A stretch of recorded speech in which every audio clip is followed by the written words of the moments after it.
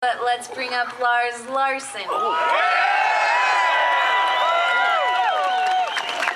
gotta tell you, it's cold out here. It's about as cold as the intentions of Senator Dianne Feinstein and the president toward your Second Amendment rights. Yeah, I know, I feel the same way. I'm just so glad to be in great company today.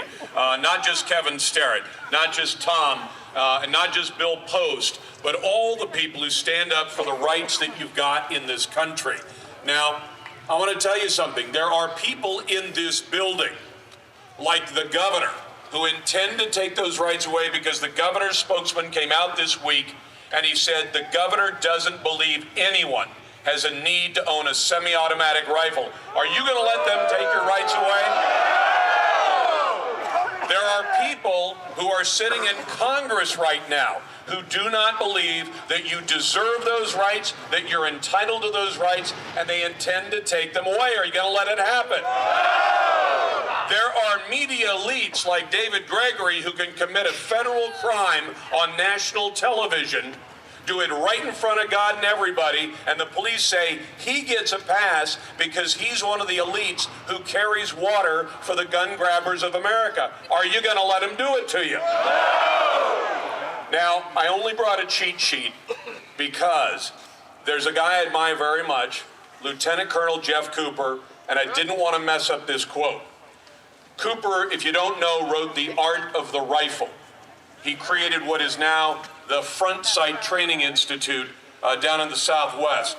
And I thought this was perfect. It's always been one of my favorite quotes. The rifle itself has no moral stature, since it has no will of its own.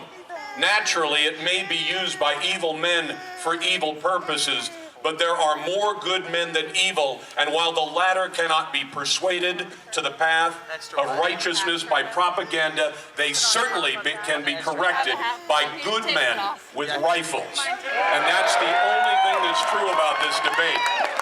The only thing that's going to stop a bad man with a gun in a place like Sandy Hook Elementary School is a good man with a gun. You're going to hear from so many great people today, and I don't want to repeat what they're saying, but there's an argument I've been hearing that I want to put to rest, and some of you are nice enough to email me or call me and say, well, what would you say to your friends who say this? There are people who will tell you or ask you, why do you need to have an AR-15? That's right. I have 3 of them. Not a one of them has killed anybody, and as long as I keep them in my safe, not a one of them is going to kill anybody. It might kill a few coyotes, but no, nothing else. But I want to tell you something. I'm going to give you an answer to this if you don't have it already, and some of you already know this. We have a right. The founders of this country threw off tyranny. The words of the Constitution and the Declaration are important to remember today, and they're just as valid today. No matter what the technology, as Bill pointed out, no matter what the technological changes, they are just as valid today.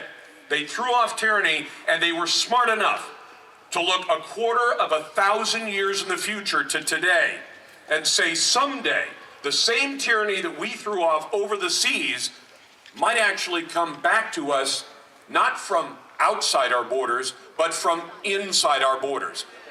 When somebody asks you this, why do you need it? Here's my answer. I have a right. And that right is written in the Constitution. And with rights come costs. Bill mentioned the pornography that invades your home inadvertently because of the internet. That's one of the costs of freedom. When people like me get on the radio, we say things, and I'm sure I've offended at least one of you once, sometime in the last 20 years. And if I haven't, I'll get around to it. That's one of the costs of freedom. But here's what we do with rights. 50 years ago, a woman refused to give up her seat in the front of a bus, not because she needed to be in the front of the bus, but because she had a right to be treated like everyone else. If you go to church, You do not have to explain to anybody, least of all your government that is supposed to serve you, why you need to go to church, why you need to worship God, because you have a right to worship God, and they can't take it away. And when I go to work, because my workplace respects my Second Amendment rights, I carry a gun every day. When I go to a shopping mall or to church, when I go to a cinema, when I watch a movie, when I walk around in public, I carry a gun, and I could give you 1,000 great reasons to have the gun with you that I could say are my need.